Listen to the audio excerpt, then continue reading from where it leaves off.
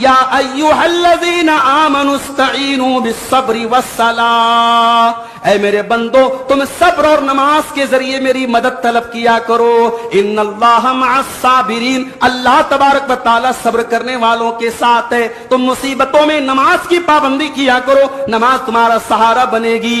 حدیثوں میں آتا ہے، حضرت حذیفہ کہتے ہیں اذا حزبہ امر صلی، جب اللہ کے نبی کسی بڑی ٹینشن میں ہوتے تھے تو آپ جلدی سے نماز پڑھتے تھے۔ نماز تو نہ ڈر دینے جڑ سچیاں گلاں کر دینے، کدی دلیاں تو نہ ڈر دینے، ان بن کے مصیبت دلیاں دے، ان بن کے مصیبت دلیاں دے جوڑاں وچ جا کے بہنا ہے۔ جڑ کنجر سور بغیرت نے ان دھمکیاں دیندے رہنا ہے، سانو زندگی موت دی پرواہ نہیں، اساں دلے نو دلہ کہنا ہے، دلے نو دلہ نہ سمجھے او بھی دلہ۔